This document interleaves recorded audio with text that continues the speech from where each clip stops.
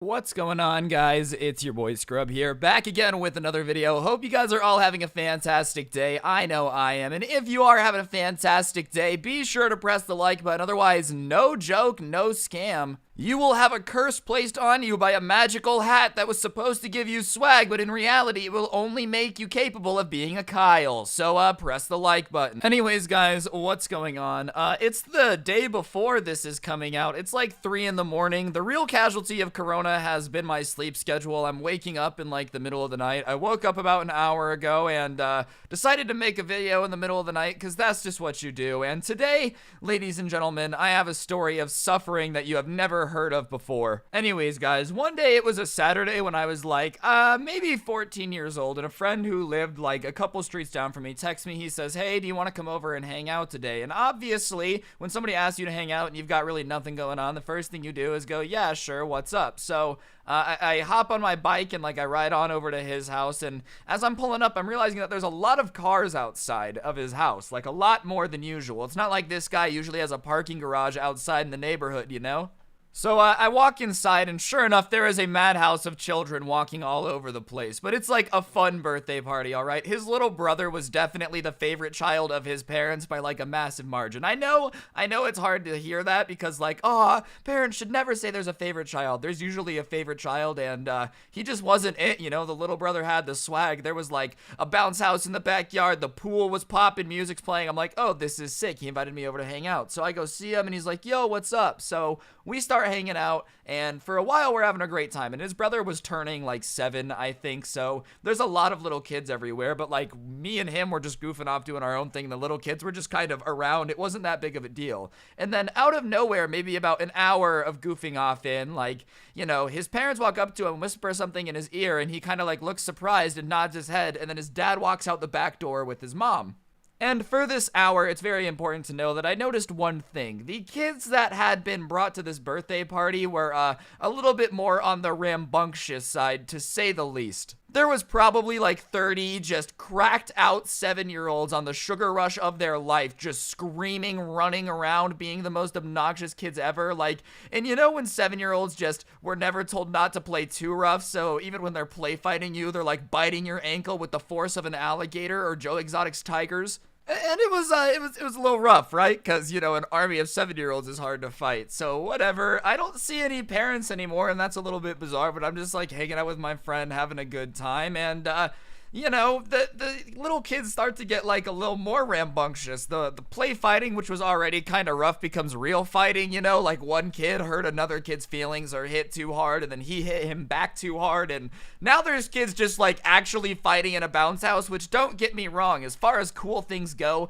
7-year-old fight club with kids that have no parental supervision is pretty sick to watch. But, you know, I felt like a moral obligation to prevent kids from hurting each other. So I go to my friend and I'm like, yo, dude, you might want to get your parents, because like those kids look like they're actually fighting, you know? I already have some teeth prints from when they were playing, and I really don't want to see what they can do when they're angry, so you might want to go get your parents and like let them know so they can stop it.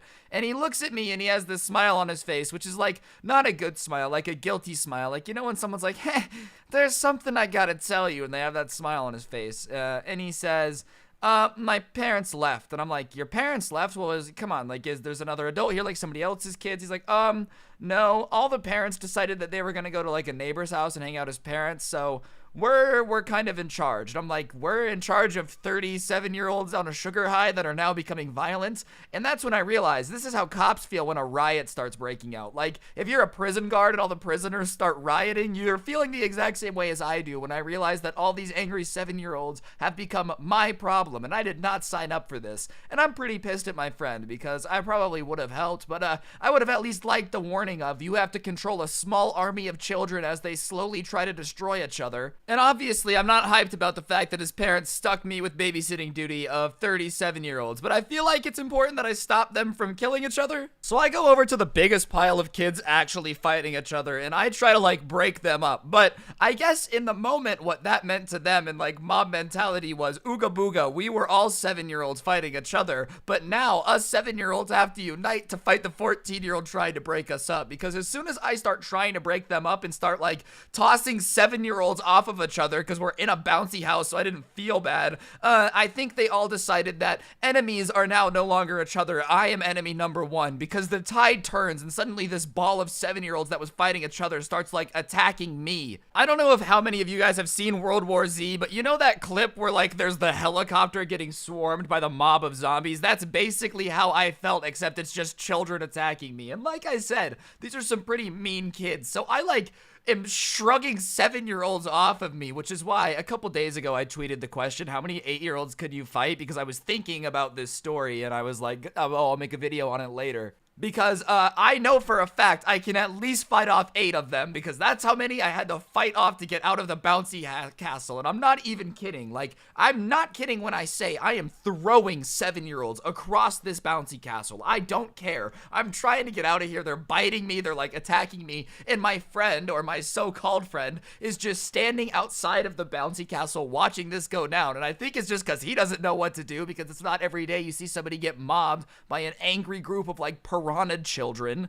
So I like stumble out of this bounce house after throwing children around, and me and my friend run inside and we slam the back door and we lock it, and the kids are like banging on the door. I really felt like I was in a zombie apocalypse. It's how I know I would be able to survive, you know, because I got through this just fine, and zombies are way less scary than rabid 7-year-olds. I'm pretty confident in that. So as the kids are like pounding on the door, I look at my friends and I realize that we can't lock 7-year-olds outside in the Vegas heat either, you know. This is both things that are bad. So we finally decide that we're gonna unlock the door, but before we unlock it, we go to his room and we're like digging through all this stuff, and he had these Nerf swords in his closet that we got, because at least that way I can bat children away with a Nerf sword. And hey, listen, those things kind of hurt. Like, I'm sorry if you've never been in a Nerf sword fight when somebody actually winds back and smacks the crap out of you. It is not a pleasant feeling. That stuff hurts. It is not fun. No bueno has ever come from getting smacked in the side of the head with a Nerf sword with the wrath of a angry man. Not that I was a man, I was a 14-year-old. I had like the muscle density of a Gerber baby. So once we get armed, we go back down and we decide to let the angry army of kids in. You know, we decide to take our punishment on the chin. So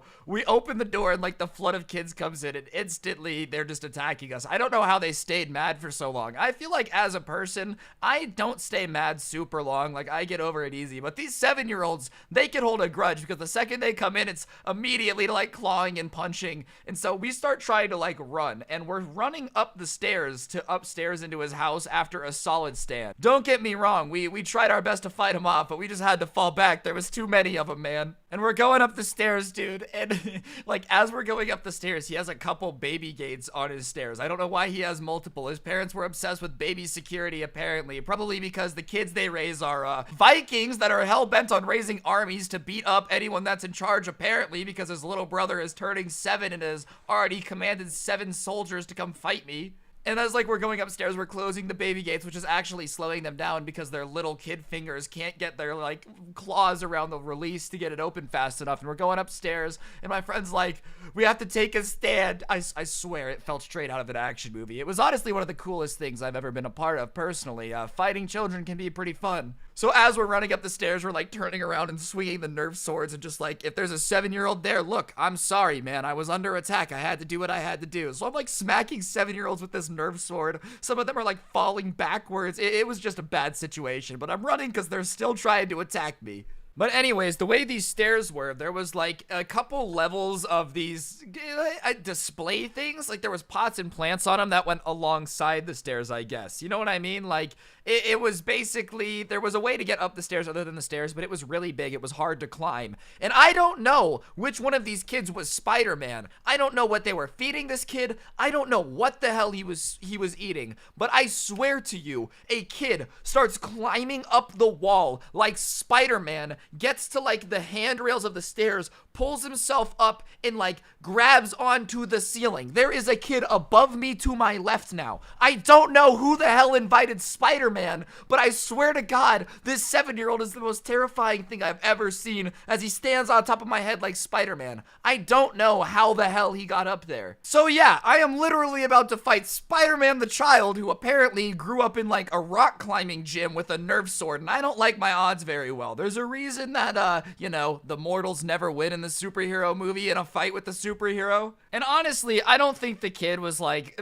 that really high on the wall or up there for that long in retrospect, but when you see a 7-year-old start climbing a wall, okay, maybe your imagination gets the best of you sometimes, let's be honest here. So at this point, me and my friend kind of realized that fighting them, it was a good try, but we're done. So we get to his room and we slam the door and lock it and like push as much stuff against the door as possible, and it's bulging and the kids are all banging on it and they're like, come out, and we're not coming out, man. I'm sorry. I've never understood that in movies. Whenever people are like banging on the door, there's a mob outside, they're like, oh, come outside, as if the people inside are gonna go, huh, that is right, this angry mob sure does not look that angry anymore. Maybe if I just go outside, we could calmly conversate. No, you don't go outside when the angry mob is pissed, because they're gonna rip your limbs apart, especially if they're 7. They're not good people yet. I don't think anyone's a good person until they're like at least 18. Until then, you're making a lot of mistakes, and that doesn't mean you're a bad person. I'm just saying, you're making a lot of mistakes when you're a young kid, and when you're 7, you might accidentally decapitate someone at a birthday party. That might just be something that accidentally happens. So we lock ourselves in his room, and we basically stay in there until 7 p.m. And we're hearing stuff outside get moved around. Like, we're hearing these 7-year-olds go crazy. And finally, at 7, we like hear the garage open, and the door opens, and the first thing that we hear is his mom like screaming, okay? She's like, oh my God. So